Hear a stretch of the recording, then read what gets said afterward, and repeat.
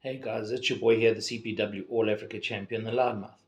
This week's episode of Off the Top Rope um, is a very special one to me because I love the history of South African professional wrestling and the guys that came over to South Africa in the 70s and 80s and the early 90s that just captured my imagination because I got to see a lot of it. And this guy in particular, a gentleman by the name of Dusty Wolfe, was one of the most talented wrestlers to come to South Africa. He wrestled many times here as Dusty Wolfe and as Doink the Clown. Now, if you ask the older generation who got to see some of those things, it was a fantastic character, and Dusty Wolfe got to carry the Doink the Clown moniker around with him after Matt Bourne had succeeded the gimmick. He was one of the few chosen or was accepted to carry the gimmick around after Matt Bourne, and he came here. And the matches that he had with the likes of Tornado and the other wrestlers in South Africa are by far and away some of the best matches that were seen on the African continent at that time. I haven't been able to locate the matches. I will be speaking to Ananzi about that because he does have a lot of matches from those days. It is a great honor for us to have him on the show, and take a listen, guys. Pay attention because the knowledge that he has and the insight that he has is from an era where professional wrestling was in a boom time in South Africa, and I got to see him wrestle a few times, and it was an absolute pleasure. So I hope you enjoy the interview. I enjoyed doing the interview, and might possibly be one of my favorites. Sit back and enjoy.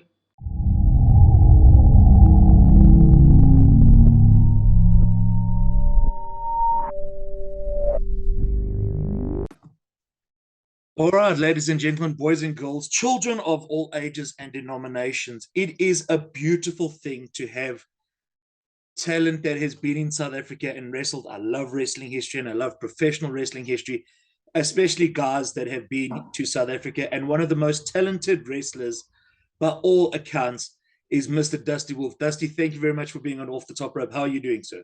I'm doing good. Appreciate you having me. Thank you very much.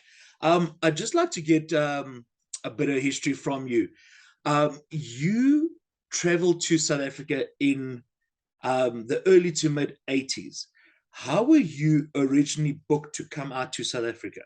I started there in '88, actually, and then I Okay, was there through the early mid '90s. right. Um, a lady that used to run Bruno Sammartino's fan club contacted me and said that they were the promoter there was looking for a couple of guys, and Okay, was I interested? And I'm sure I'm interested. And I went that first time, and it was '88. Um, I'm doing the math, yeah. hmm, And while I was there, I met Paul Lloyd, okay, and he was working for the same Paul Lloyd Senior, and he right. was working for the same promoter that I was. And he told me, uh, "I'm going to start running, and when I do, are you interested?" Of course. And I ended up booking for Paul, being the Okay. guy to bring his American talent over. Hmm, hmm. And we had to, I would go over for Paul pretty close every year until he died. All right. South Africa in the late 80s and the early 90s, it was still in the throes of political upheaval and Uh-huh. things that a lot of the older generation guys, like Lance Vaughan and like Jeff, when they came over here, it was a big thing because they were coming to South Africa and apartheid was happening and things like that. Did guys ever give you hassled or try and dissuade you from coming from to South Africa because of the political situation? Not really. I mean, we had to make a living. Yeah. And Okay. this was our living. Uh, Today that would happen. Right. In fact, today I might not even do the same that I did then. Sure. But when you're younger and you are trying to provide and you're being offered a decent salary, you tend to go where that salary takes you. Sure. Sure. And what was your first impression about South Africa, the people, the food, the culture when you got here the first time? Oh, the first time I was like stepping back in time. Hmm. Legitimately, it was like we were going backwards in time. You know, TV was still state run, and it was only on during certain Sure. hours, Sure. and you know things like that. And the apartheid was still in full force when the first time I came over. Hmm. Hmm. Uh,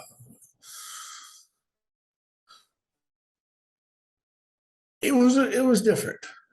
It was Sure. different. Sure. Yeah, I mean, there's no choice about it. You mentioned food. Some of the food was great. Yeah, that was, and the beer. The beer was great. I mean, the days where I could still drink like I did. I mean, that part was just tremendous. But Yeah. it was a culture shock. It really Okay. was. As time went on, and you move forward, it was almost 10 years I was going over there, Right. and technology caught up with the nation, and the nation came out from under all of the sanctions and so forth, and life changed. It was still some issues going on when I left, or never. I was done, Sure. Sure. but it had completely modernized in just that roughly decade. Okay. Okay. Now, I don't want to depress you, but uh, I'm 42 now. I got to see you wrestle as Doink the Clown when I was 11 years old. Oh Lord, that'd be about right though, because I did the math the other day. I started this business 40 years ago. Uh, Uh, and I retired 11 years ago. So then, okay. math's Yeah. there. That's right. That would fit. Yeah. Yeah. I happened to see you wrestlers Doink the Clown, I think 3 times. One of the times was at Sun City as well. Right. You were one of the very few professional wrestlers who were actually officially licensed to do the Like Doink the the Clown thing. license is Licensed. yeah. Nobody had a license. We had permission. Yeah. Better word. Better word. Now, Yeah. how Go did ahead. that permission come about? Because that just doesn't, you know. It didn't really until like years later. I mean, I had already been doing the gimmick. In fact, Paul was like, "Can you do the clown gimmick?" Because he'd heard that I had done it a few times, spot shows, Yeah. little, Yeah. never on TV, but little things like that. And I went, "Well, I guess." I mean, they're not going to take my money away from me if they're not going to sue me, and why not? If that's what you need, Sure. and somehow or another that just mushroomed, and I continued to do it over here on my side. And it had been 5, 6, 8 years, and I was sitting in a locker room. Paul Bear had come by to visit, Sure. and he's like, "You, you know that everybody up in the office knows what you're doing." Yeah, I figure they know everything that's going on. I don't. They Sure. don't. Sure. Anybody says they don't lie. Hmm. And he says, "Yeah." And I got told to let you know that everything's okay as long as you don't get arrested in the costume. And that was his words. It wasn't like it was Sure. okay, but well, just don't get arrested in the costume. Yeah. Yeah. Yeah. And Yeah. because he had Matt Bourne with all his troubles and all. So I mean, that was the way the word came down to me. Okay. Okay. So You have been regarded now. I spoke to Tornado when I had the opportunity to wrestle for his promotion uh, in the beginning of the month, and then I spoke to Terry not this past weekend before, uh, where we were working on a show together, and they have said to me many times that when it came to Dusty, Dusty was the best wrestler they ever wrestled. And wow. that's it's something that I look up to them when I look for advice and things like this. And I'm still learning from Terry every time I Right. watch him wrestle, and I watch his son wrestle, and I watch Terry manage and things like that. I'm always learning new things for them. I mean, it's been 15 Right. years later. Who for you, when you were over here, was the most talented South African wrestler you faced? Tornado. of the fellows that from there. Yeah. Either Tornado or Donnie Brits. Okay. Okay. And their names come up pretty often. Well, they When should. it comes to the best. I still believe that one of the most underrated wrestlers. He doesn't get his due. As magnificent as he is, Terry's just one of Terry the was best still green when I was there. one of You the know, I best heels I have no doubt he's improved. I mean, because there was plenty of potential. You know, when they're talking 25 years ago, and he's had time to learn. Obviously, yeah. Yeah. So I have no doubt. But my time would have been Donnie Brits and Steven. Right. Okay. Now, in terms of what was going on with the wrestlers, and Paul had a reputation of being not only a great promoter, but he did things his way. Oh yeah, And all the South African guys did their things their way. yeah. If I may, and I know being a little bit old school, keeping the kayfabe and what happens in wrestling stays in wrestling and things like it. But can you give us a story from that time that you may not have put in your book, or you may not regale people as often as it should? Well, about Paul? Oh, Or just about maybe a party at Sin City or Sun City, if you want to call it like that. Jeff yeah. always calls it Sin City, not Sun City. Oh, I don't want to bury anybody because there's a couple of good ones I could tell, but I'd have to bury somebody in the process. Sure, You know, sure. I don't know their life now. They may be happily married. I definitely don't want to start that problem. I think to give you an idea what Paul was like in the story, that it's kind of funny. Was one time he had an old Ford van, American style, Yeah. and we would ride around in it. And one time we were coming back from Durban and blew the transmission out of that thing. You get the Okay. smoke and fire and all that. And how he managed this, I don't know to this day. I asked and never got a straight answer. We're on the side of the highway, that highway that runs from Durban to Johannesburg. And within an hour, he had a guy with a forklift there and a guy with a flatbed truck. The forklift loaded the trailer. I mean, but we were pulling trailer too. Yeah. Loaded the van and the trailer up on that flatbed trailer. We rode the rest of the way home in that van on the back end of that rig. Yeah. Back into Johannesburg. Then when we got there, took it to the auto shop. Another fellow with another forklift takes it all off, and we went home. And it was like just another day at the office to Paul. Okay. Things like that. Or the time he got arrested for supposedly counterfeiting. Mm-hmm. That was my birthday. And okay. I was in the shower, and Jeff, Giant Warrior, comes knocking on the door. Hey, you need to get out. And I said, yeah, go on about your business. Leave me alone. Sure enough, right behind him is one of the deputies. And you need to come out now. And I'm like, okay. So I put a towel on. Can I put some clothes on? No, sit down. So I'm in a towel. It's July. It's cold in South Africa in July. Yeah. I'm in a towel, and they're searching the house, and they found counterfeit money, whether it was Paul's or whether it was planted there, like Paul told the police and got by with it because of it. Sure. And before it was over, the police were just taking photos with us, and they still took him to jail. And a few hours later, here he comes. Oh, they dropped all charges. But that was life with Paul. Things like that. There was never a dull moment at his place or in his towns. It was always something. Always something. Yeah. I was unfortunate that I only got to see him wrestle maybe 2 or 3 times. He was a crowbar. Yeah. Oh, was he? He was as stiff as concrete and didn't care. You nail him, grab him. He didn't care. He was a great guy to deal with on behind the scenes with me. And I always thought the world of him, but I hated getting in the ring with him. Right. Oh my God. It was like walking up in the front end of a truck. Oh, wow. Okay. I never heard that. I've never heard that before.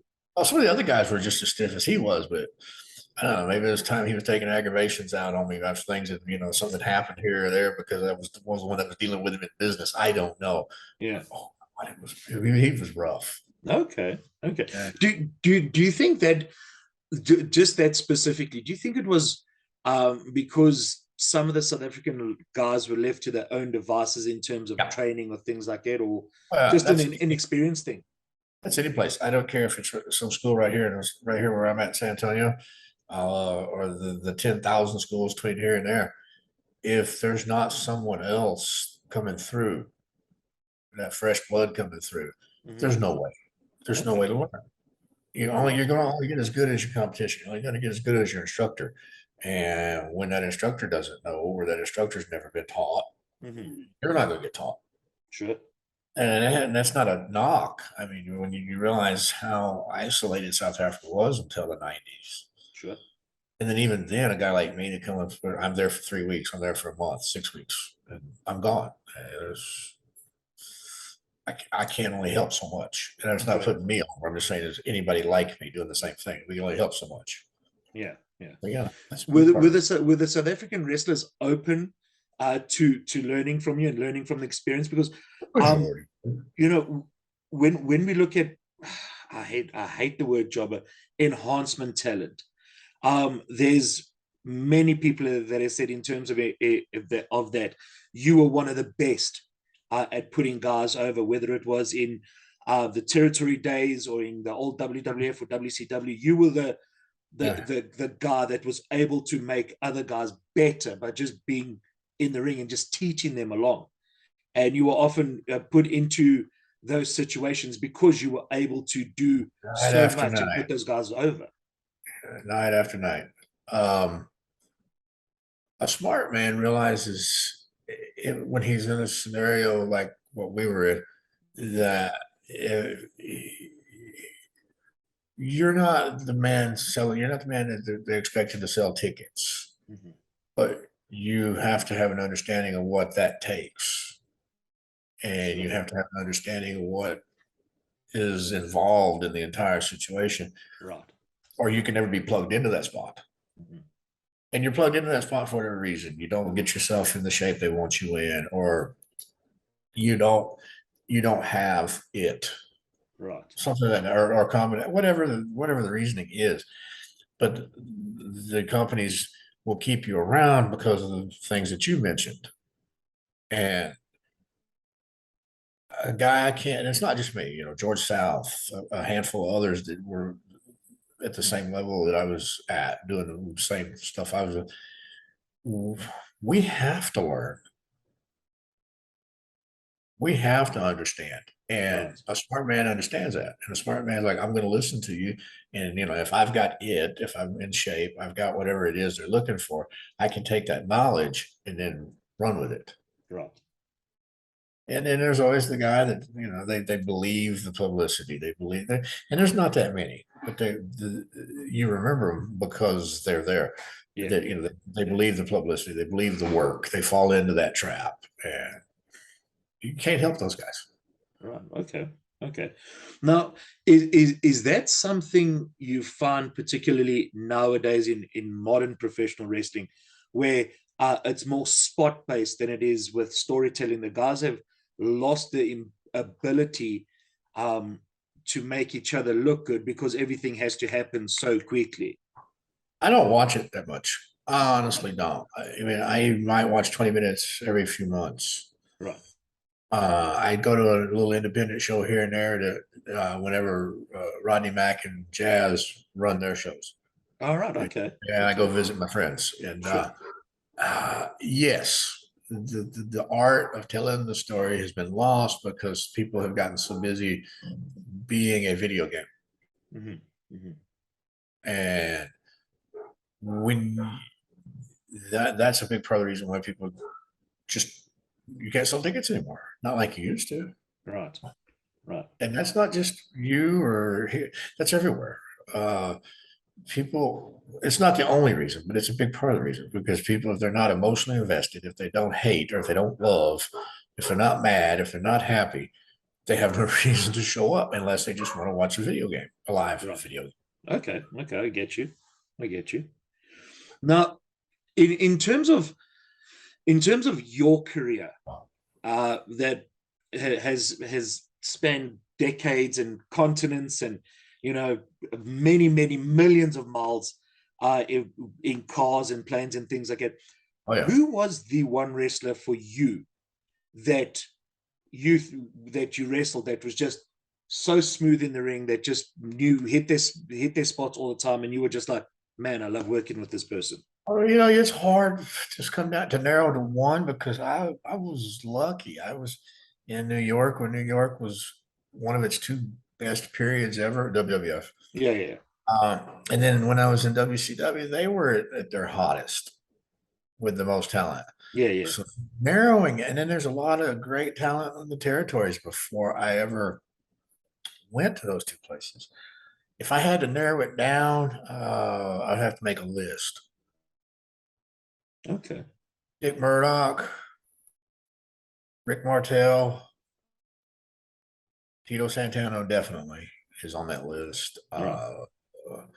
Marty and Sean, Jake, uh, rock and roll. They were tremendous.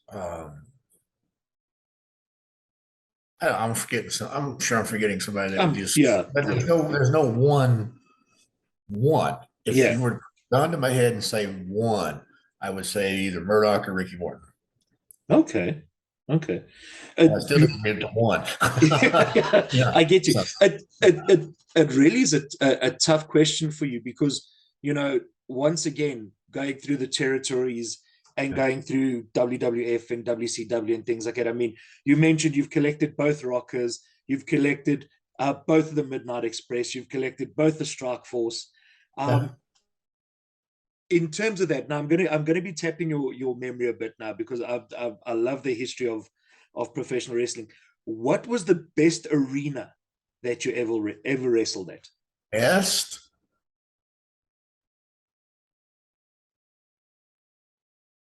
I don't know, because I hit all the famous ones here in the States. I hit all of the Meccas here in the States. I mean, I was in the Keel. The only one I ever made was the Omni. Okay. But I was in the Keel. I was in the Sportatorium in Dallas, which was a shithole. The Olympic in Los Angeles, Cobo Hall in Detroit, Madison Square Garden, Toronto Gardens, Arena Mexico. You go down the list. I've been in all of them. Tokyo Dome? Huh? Tokyo Dome?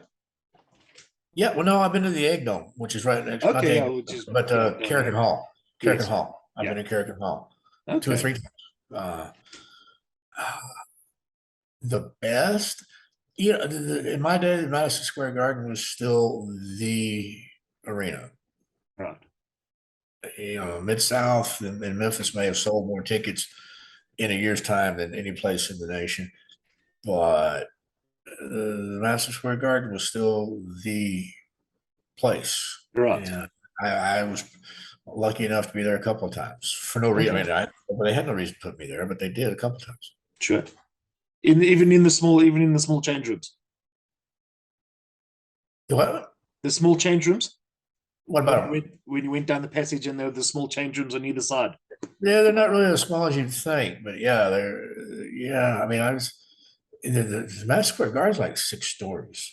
Yeah, which is something you don't complex, realize. And you have to ride the elevator to get to the arena or to the the arena itself and that sort of thing. So, but there's just a magic to that. Then, I still think about it like, that was a moment. Carrigan Hall was interesting. The rest of them, as a young man, they meant a little something at the time. A couple of them were disappointments. Like I said, the Sportatorium, you hear about the world famous Sportatorium, and it was a shithole. Yeah, it was horrible. Arena Mexico was horrible, but it's famous. I mean, they put 15,000 people in there when it was hot. Yeah, No claim it was 15,000 when I was there, but even a bad crowd was 8,000-9,000. How does now? I've heard a lot of stories from Jeff about the Durban crowd God, being hostile and things like that. Is it I see your face? Is that still one of the most hostile crowds you've been in front of? Well, people mentioned Puerto Rico and Puerto Rico and other Durban. and Juarez and things like that. Is Durban in terms of the rowdiness in the crowd comparable with Arena Mexico or in Puerto Worse. Rico or anything like It's it? worse. Worse. Well, in Puerto Rico, the fans can't get to you. Okay. You're on the floor on the arena or in the baseball field, and then there's distance between you and the fans. There's no ringside. Right. Not in Puerto Rico. They know better. Okay. Mexico, I never got involved in any real violence. I did Monterrey, but not in Mexico City. Okay. Monterrey, we had a couple issues. Monterrey was rough. Durban still the only place that I've been in that scared me as bad as Durban, and I don't scare easy, but I was scared a couple times in Durban. And the only other place that scared me that bad was I forget the town in Malaysia. May have been Kuala Lumpur. Yeah. Okay. And then we had the building set on fire on us in Singapore one time. Wow. While we were Okay. in it. Yeah, while we were in it. But Durban was just guaranteed. Those fans that sit in their cars and get drunk before the show. Mm-hmm. So they're already liquored up and crazy before the first bell even rings, and then they're drinking during the show. And yeah, you're bringing some bad memories up there. It was things happening. Yeah. Jeff when Jeff was here in 2010 for the World Cup, he showed me the scar in his side there where he got stabbed in Durban. Oh, no. And he told me some stories, obviously off here. You can't tell them on air. People getting shot in Durban around the ring and things like that. It's madness.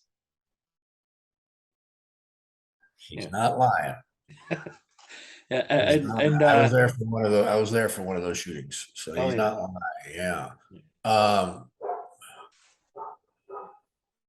Just to let you know, it hasn't changed. Just to let you know, it hasn't changed. I don't doubt it. I've seen it where they had to bring the riot squad in to and gas and all that in Durban at the tennis center, whatever they call the tennis center there. Yeah. I don't know if they still work in that building or not, but yeah, I've seen the dogs and the gas to clear the place out. Right. I've seen the shooting in Durban in the building. So yeah. Good times. And when you're younger, it's just like, hey, I did my job right. I'm doing good. I'm doing great here until the guns come out. Yeah, I'm doing great. Bang bang. Well, it's not that great. Just maybe get to get the hell out of here. Life gets really real then. Yeah. Dusty, what was the best promo you ever heard live? Live? Live.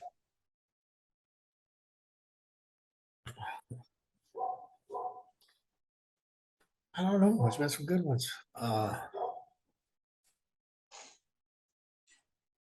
don't know. That's a good question. I couldn't tell you. Wow. Because I'm a promo guy.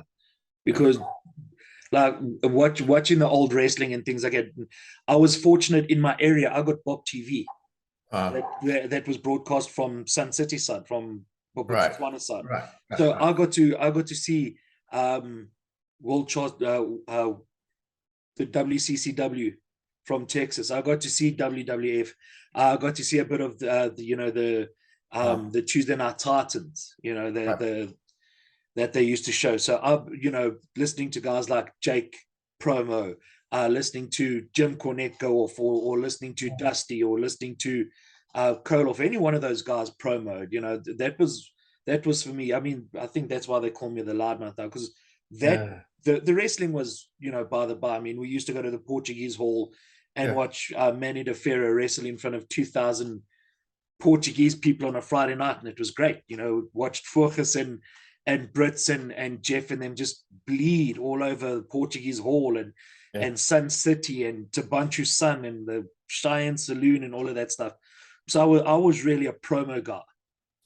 listening to the promo, because the wrestling was by and by, but the promos used to get me. Well, that's what put people in the seats was the promos. Let's not lie. That's why you were given promo time. Right. Talk people into the seats. The best, I don't know. It's been so many. You must have seen some great ones. Yeah. Oh yeah. I've been around all the great talkers. So yeah. Who's the best in your opinion? Oh Jesus. Yeah. If Murdoch wasn't, Dusty was. Dusty. I think Murdoch was better talker than Dusty. In fact, when they were a team, Murdoch did all the talking for the team. Yeah. Dusty just stood there. Yeah. Cornette's so fast with everything, that quick mind. He may have them all written down somewhere, but he memorized them. He knows when to sling. I don't know that for a fact. I mean, he may have it just, like that. But yeah. Cornette's tremendous. Nobody names a great talker because they're all scripted. A couple guys that can make you believe, even though they weren't the great talkers, like what we're discussing, guys like we're discussing, Sure. Harley and Ricky Steamboat. Okay. They weren't, they didn't yell, they didn't have a catchphrase or any of that horse shit. They just made you believe that they were about to go do whatever they were going to go do. Right. That's interesting because I didn't really, obviously there was the great promo for WrestleMania 3 with Savage and things like that, the promo that he did before the match and things like that. But I've never really taken notice of Steamboat's promos. Maybe because he doesn't, he's not the fire and brimstone kind of guy that Piper was, or the silent assassin that Jake was, or something like that. I'd have to look into that, honestly. He made you believe, he was coming for whatever he was coming. And you'd have to go back to the Crockett days, but he was good. Right. Harley was great with his promos. Yeah.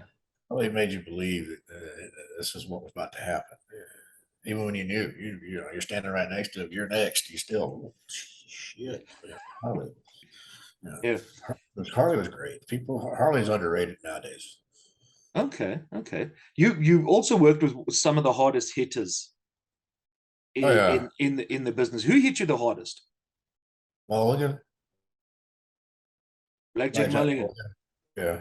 Wow. Was it just restless, or did he just try and hit you as hard as he could? Mulligan. Just being Mulligan. Okay. And not even on purpose. It's just being Mulligan. Of course, he had a hand the size of like Andre's. It was like the size of a canned ham. Yeah. And Mulligan would not. As far as a guy that was just stiff, nailing you just in general.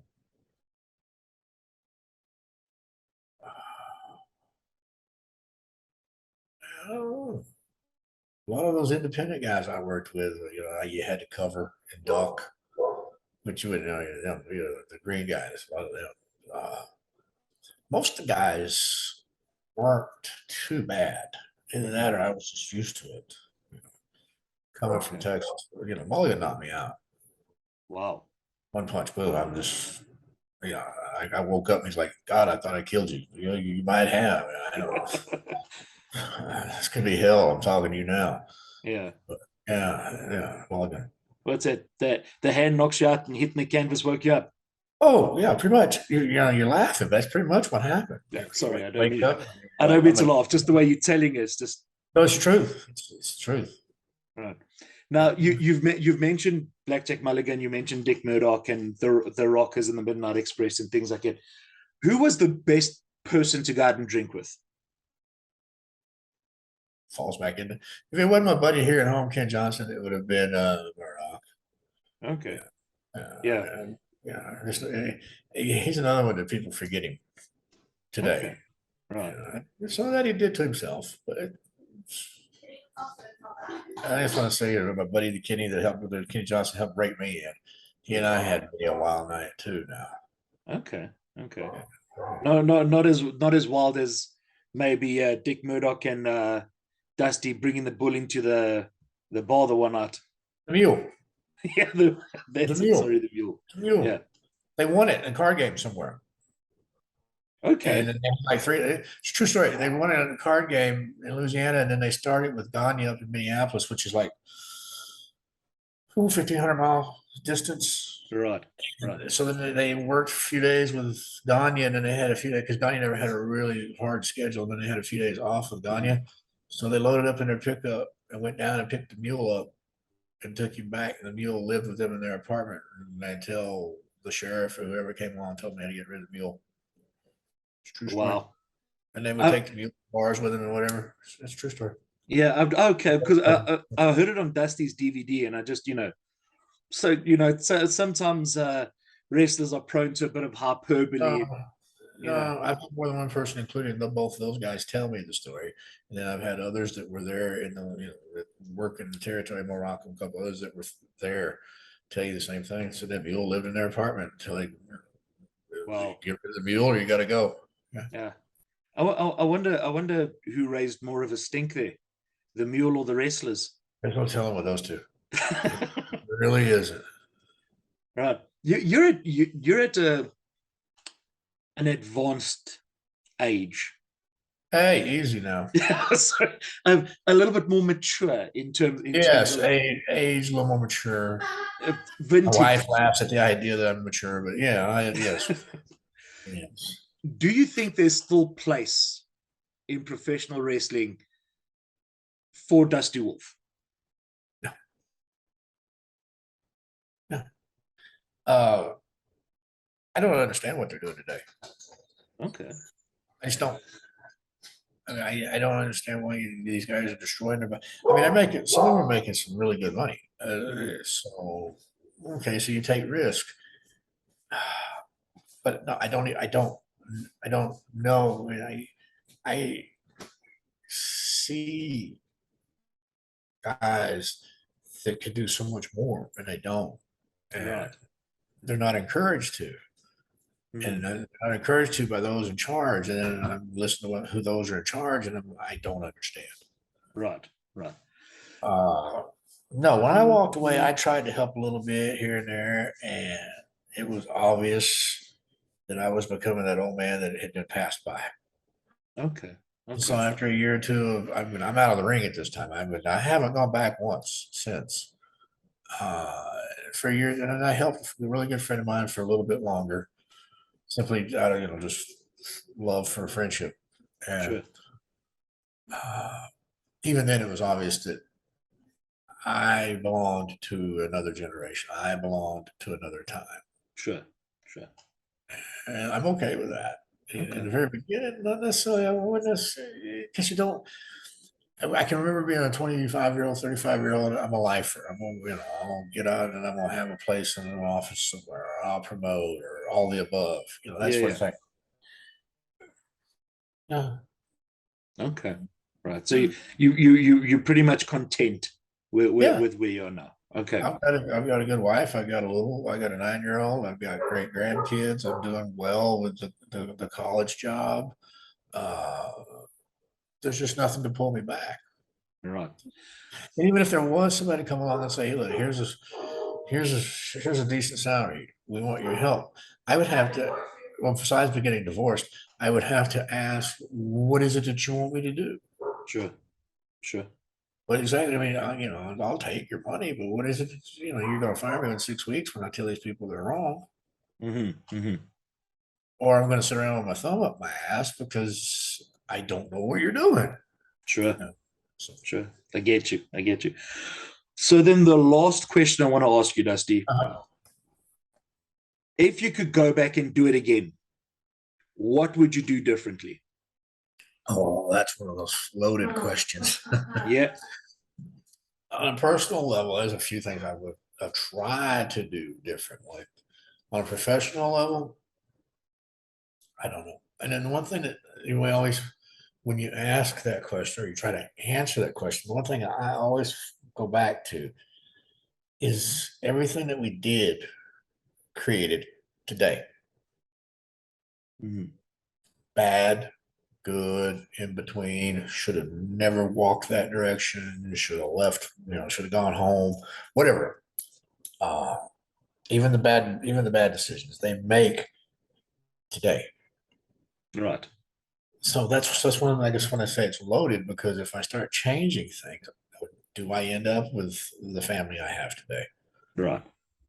Do I end up with my college degrees and teaching in college? I might not end up crippled 5 surgeries later, but that's the risk you take going in. You're Sure. selling, you're a prostitute selling your body each night. That's what you are. Right. You going in. Again, personal decisions. Might not have all my kids. I might not have all my grandkids. I might not have my wife. I might not have my, so change anything. In theory, yeah, there's a few things. Right. Okay. In reality, I don't want to take a chance of not being where I'm at today.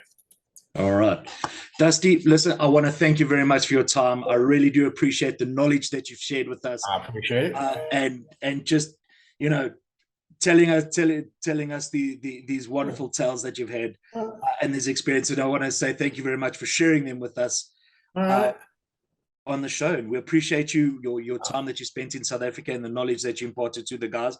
And thank you for giving us professional wrestling. Next time you see Steven and Terry both, give them a hug for me. We'll do so, sir. All right. I appreciate that. Great. Thank you very much. Let's